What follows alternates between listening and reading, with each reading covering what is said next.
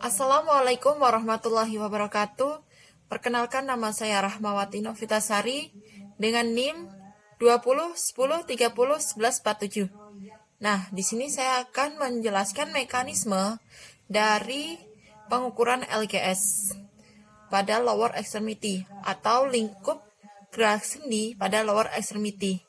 Baik, langsung saja kita praktikan.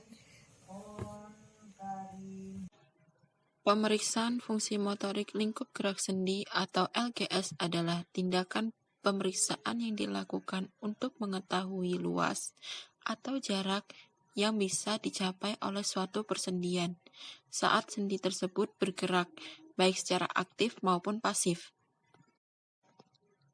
Faktor-faktor yang harus diperhatikan dalam melakukan LGS. Yang pertama, reliabilitas.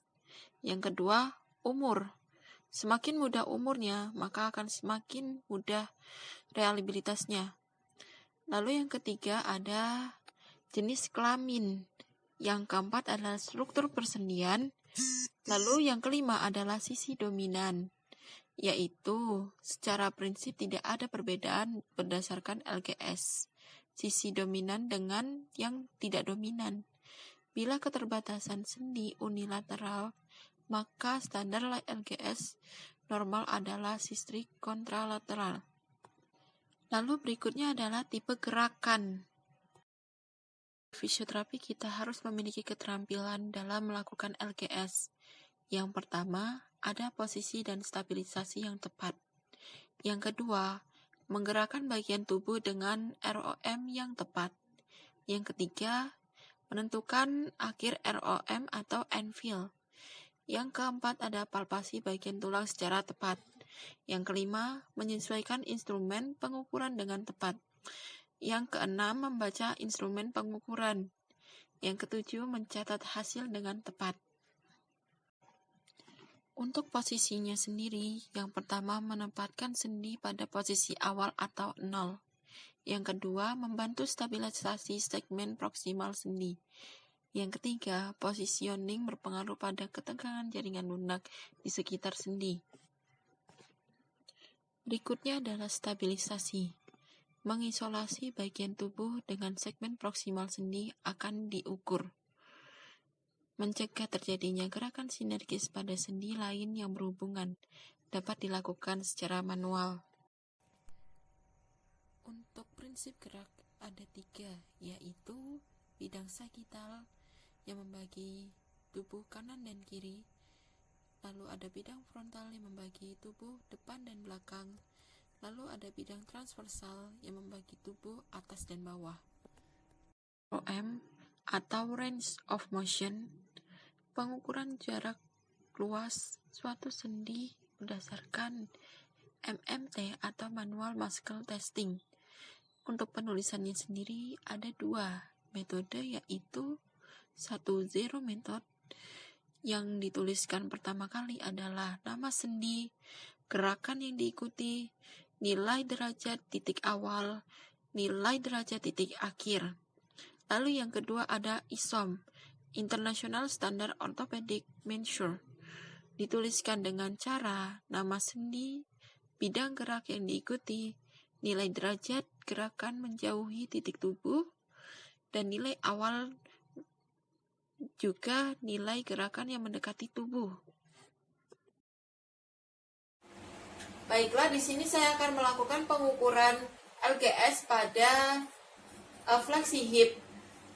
Jadi yang pertama itu kita posisikan pasien dalam posisi terlentang atau dalam bahasa anatominya itu dalam keadaan prone. Lalu, mohon maaf Pak, digeser sedikit. Lalu kita letakkan goniometernya ini di trochanter major pada femur. Lalu kita minta pasien untuk menggerakkan hip dengan posisi fleksi secara aktif. Silakan Pak. Maaf, ini terbalik. Kita gerakan lengan statisnya, lengan dinamisnya.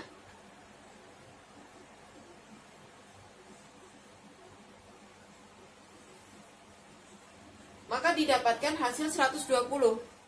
Untuk pengukuran berikutnya yaitu pengukuran pada ekstensi hip. Nah, untuk pengukuran ekstensi hip, sumbunya itu masih sama, yaitu di trochanter mayor pada femur. Nah, untuk pengukuran ekstensi hip itu, kita letakkan goniometer kita pada trochanter mayor, lalu kita minta pasien untuk melakukan gerakan ekstensi hip. Silakan, Mbak.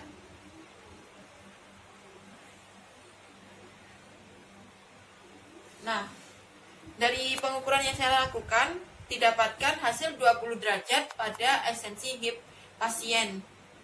Nah, untuk penulisannya sendiri, pada bidang sagital di hip, yaitu S sama dengan ekstensi, yaitu 20 derajat, 0 derajat, lalu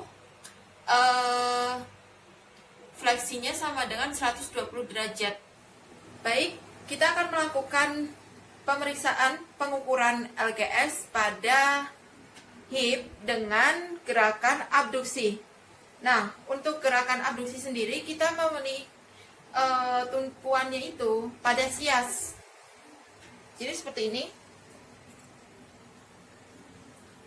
Setelah itu kita minta pasien untuk melakukan gerakan abduksi. Silakan, Mbak.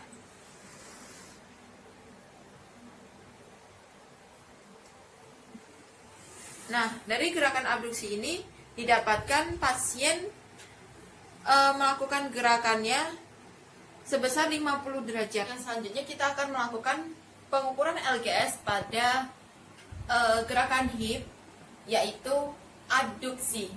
Nah, untuk gerakan adduksi, kita letakkan goniometrinya itu masih sama pada bagian sias. Lalu minta pasien untuk melakukan gerakan adduksi. Silakan, Mbak.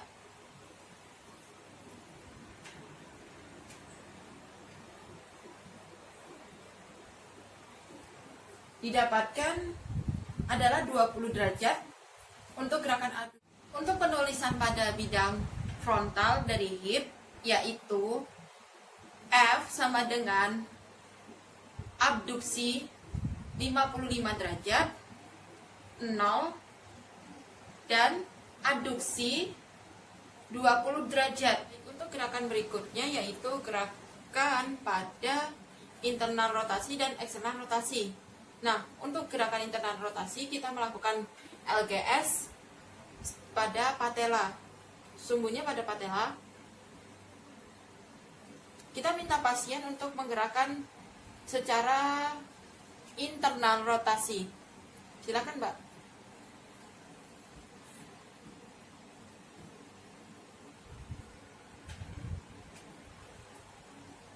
Nah, dari gerakan internal rotasi didapatkan 30 derajat. Baik, untuk gerakan berikutnya yaitu gerakan pada eksternal rotasi. Nah, kita masih sama, letaknya itu sumbunya pada patella, dan minta pasien untuk melakukan gerakan eksternal rotasi. Silakan.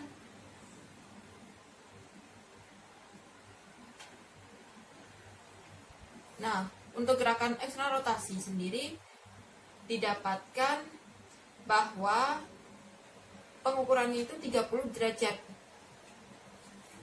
Baik, untuk penulisan dari internal rotasi dan eksternal rotasi pada hip, kita bisa menuliskannya dengan, karena ini pada bidang rotasi, maka kita tuliskan R sama dengan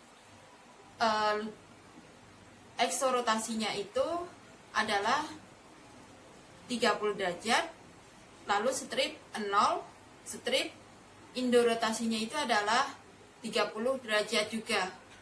Pengukuran yang selanjutnya yaitu kita akan melakukan pengukuran LGS pada knee. Nah, untuk pengukuran LGS pada knee, kita akan mengukur gerakan fleksi knee.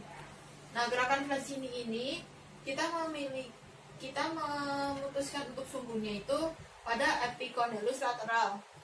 Jadi di sini, nah, lalu kita minta pasien untuk melakukan gerakan, lalu kita minta pasien untuk melakukan gerakan fleksi ini.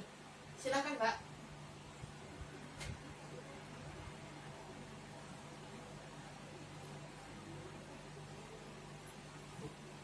Nah, untuk gerakan dari flex ini, kita dapatkan gerakan ini adalah 130 derajat. Lalu untuk gerakan ekstensi ini, karena gerakan ekstensi ini seperti ini, maka kita dapatkan pengukuran 0 derajat dengan epikondylusnya, dengan sumbunya itu pada epikondylus lateral. Baik, untuk penulisan pada ini, karena ini fleksi dan ekstensi ini pada bidang sagital, kita tulis S sama dengan ekstensinya itu adalah 0, lalu netralnya adalah 0, dan fleksinya itu adalah 130. Gerakan yang berikutnya yaitu adalah gerakan pada ankle. Nah, gerakan pada ankle ini ada fleksi yaitu plantar dan dorsal yaitu ekstensi. Nah, untuk gerakan ekstensinya itu kan dorsal. Jadi kita lakukan pengukuran pada gerakan dorsal dulu.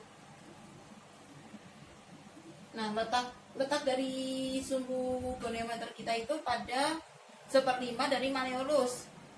Nah, minta pasien untuk melakukan gerakan dorsal.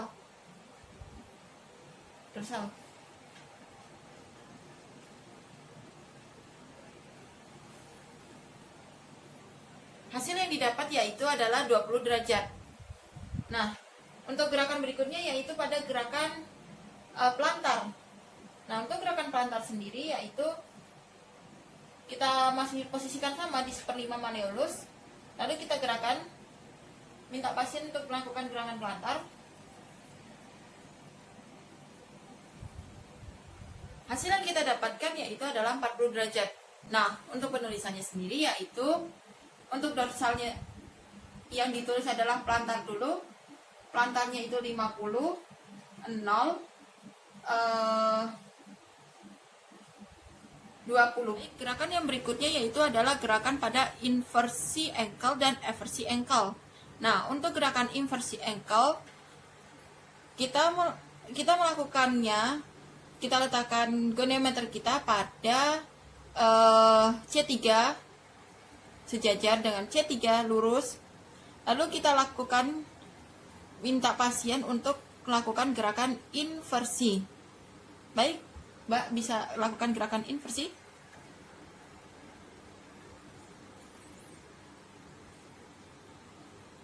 Nah, untuk gerakan inversinya itu didapatkan 20 derajat. Baik, Mbak, kita lakukan gerakan eversi. Nah, untuk sumbunya sendiri masih sama. Ini kembalikan dulu ke netral. Nah, untuk sumbunya sendiri itu masih di sejajar dengan C3. Nah, minta pasien untuk melakukan gerakan eversi. Silakan, Mbak.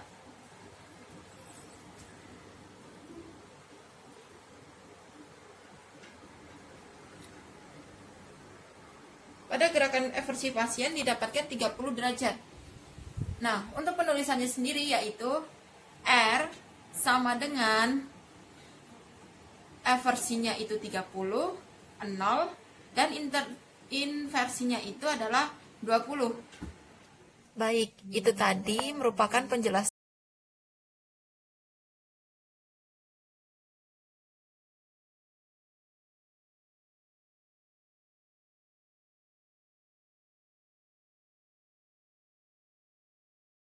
dan dari mekanisme pelaksanaan LGS. Nah, ada kurang lebihnya saya mohon maaf. Wabillahi taufiq walhidayah. Wassalamualaikum warahmatullahi wabarakatuh. Baik, itu tadi merupakan penjelasan dan dari mekanisme pelaksanaan LGS. Nah, ada kurang lebihnya saya mohon maaf. Wabillahi taufiq walhidayah. Wassalamualaikum warahmatullahi wabarakatuh.